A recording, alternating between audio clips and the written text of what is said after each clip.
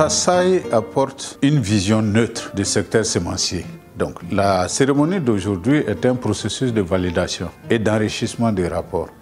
Et ce que TASAI apporte, c'est vraiment un instrument qui permet d'améliorer le secteur sémencier, de par son contenu, de par les faiblesses qui ont été constatées et qui permettent à tous les acteurs de pouvoir être orientés par rapport à leur activité future. La disponibilité en temps opportun de semences améliorées à des prix abordables est essentielle pour améliorer la résilience de la sécurité alimentaire et les moyens de subsistance des petits agriculteurs en Afrique. L'indice d'accès aux semences en Afrique, TASAI, cherche à promouvoir la création et le maintien d'un environnement propice à des systèmes semenciers compétitifs au service des petits agriculteurs.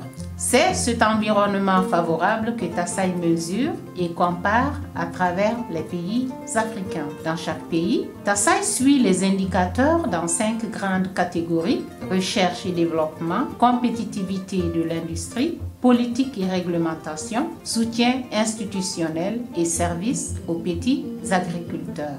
Le résultat escompté est un meilleur accès à des semences de variétés appropriées, adaptées localement, abordables et de haute qualité par les petits agriculteurs d'Afrique subsaharienne. TASAI joue un rôle très important dans le cadre de la transformation de l'agriculture, en l'occurrence le secteur sémencier, qui est vraiment un indicateur très important dans le domaine de l'agriculture. Nous avons vu qu'ils ont fait des recherches non seulement au Mali, mais comparé aux autres pays limitrophes. Par rapport au Burkina, le secteur sémencier du Mali est un peu en retard, parce que vu le nombre de quantités qu'ils produisent chaque année, comparé à celle du Mali, vraiment, nous sommes en retard. Il faut que nous nous basons sur ces exemples de pays voisins et accroître notre production.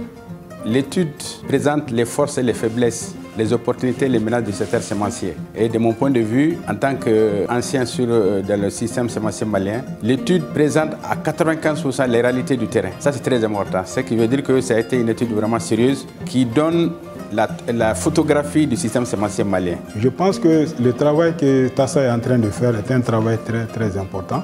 Cette étude aujourd'hui est un document de référence pour nous, tant pour le gouvernement, tant pour les partenaires techniques et financiers, tant pour les organisations paysannes, notamment les producteurs sémenciers, tant aussi pour les secteurs privés. Aujourd'hui, on a beaucoup de compagnies qui font vraiment la commercialisation des semences. Donc, bref, tous les acteurs qui sont impliqués dans la promotion de la semence, je pense que ce travail que TASAI vient de faire va nous orienter à la prise de décisions pour le futur Mali.